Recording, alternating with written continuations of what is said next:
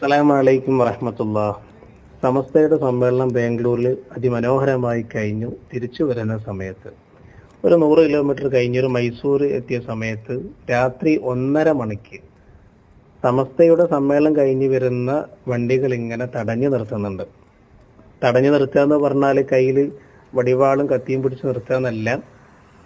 സമസ്തയുടെ തന്നെ കൊടി പിടിച്ചിട്ട് വരുന്ന വണ്ടികൾ ഇങ്ങനെ കൊടി കാണിച്ച് നിർത്തുന്നുണ്ട്.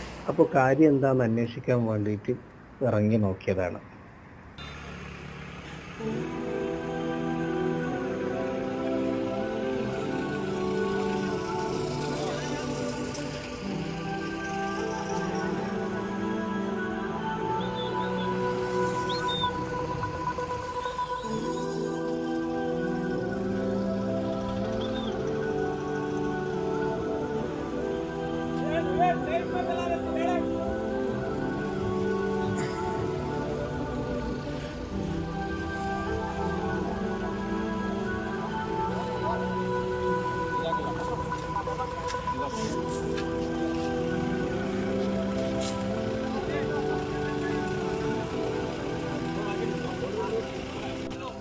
അസ്സലാമു അലൈക്കും വറഹ്മത്തുള്ളാഹി. എന്താണ് ഇവിടെ ഇങ്ങനെ ഭക്ഷണം കൊടുക്കുന്നത്?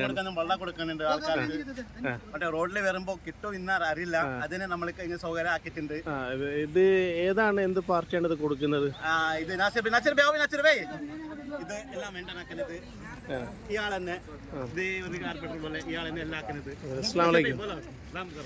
നിങ്ങള് സമസ്തയുടെ പരിപാടി കഴിഞ്ഞ് വരുന്ന ആൾക്ക് ഭക്ഷണം കൊടുക്കാറുണ്ട്. നിങ്ങളെ പേര്? മുഹമ്മദ് നാസിർ. വീട് നാട്? മൈസൂർ തന്നെയാണ്. ഇത് മുൻപേ പ്ലാൻ ചെയ്താണ് അല്ലെങ്കിൽ ഇപ്പൊ പെട്ടെന്ന് തീരുമാനിച്ചാണ്? പെട്ടെന്ന് ചെയ്തത്.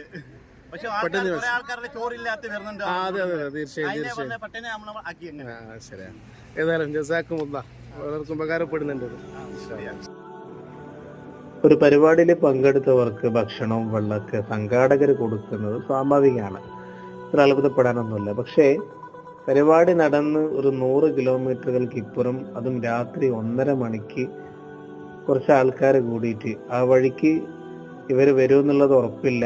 എല്ലാവരും ഭക്ഷണം കഴിക്കാതെയാണോ വരുന്നത് എന്നുള്ള അറിവില്ല. എങ്കിലും ഇവരൊക്കെ പെട്ടെന്ന് ഉണ്ടാക്കിയ പരിപാടിയാണ്, ഭക്ഷണമാണെന്നൊക്കെ പറയുന്നുണ്ടെങ്കിലും അവരുടെ സെറ്റപ്പുകളൊക്കെ കാണുന്ന സമയത്ത് ഭക്ഷണമൊക്കെ വിതരണം ചെയ്യാൻ ഒരു ടെൻ്റൊക്കെ ഒരുക്കിയിട്ടുണ്ട്. അതുപോലെ തന്നെ ഫ്ലക്സ് ഒക്കെ അടിച്ചു വെച്ചിട്ടുണ്ട്. ഒരുപാട് ചെറുപ്പക്കാർ ഒത്തുകൂടിയിട്ട് ഇങ്ങനെ കൊടുക്കുന്ന സമയത്ത് അതൊരു അത്ഭുതമായിട്ട് കണ്ടത് കൊണ്ടാണ് ഈ ഒരു വീഡിയോ പകർത്തണമെന്ന് വിചാരിച്ചത്. ഞങ്ങളെ വണ്ടിയിലുള്ളവർ ഉൾപ്പെടെ ഒരുപാട് ആൾക്കാർ ഇതുപോലെ ഭക്ഷണം കഴിക്കാതെ വരുന്ന സമയത്ത് ഈ ഭക്ഷണം കിട്ടിയിട്ട് അത് ഉപകാരപ്പെട്ടിട്ടുണ്ട്. തമ്മിൽ ഒരിക്കലും കാണാത്തവർ, ഏതോ നാട്ടിലുള്ളവർ, പിന്നീട് ഇനി കാണുമോ എന്ന് അറിയാത്തവർ, അങ്ങനെ അറിയാത്ത ആൾക്കാർക്ക് കുറച്ച് ചെറുപ്പക്കാർ ഒത്തുകൂടിയിട്ട് ഇങ്ങനെ, അതും രാത്രി 1:30 മണിക്കൊക്കെ ഈ ഒരു തണുപ്പത്ത് ഇങ്ങനെ ഭക്ഷണം കൊടുക്കുമ്പോൾ അത് വല്ലാത്തൊരു സന്തോഷം തോന്നി. അല്ലാഹു സുബ്ഹാനഹു വ തആല അവർക്ക് അർഹമായ പ്രതിഫലം നൽകട്ടെ എന്ന് മാത്രമാണ് ദുആ ചെയ്യാറുള്ളത്.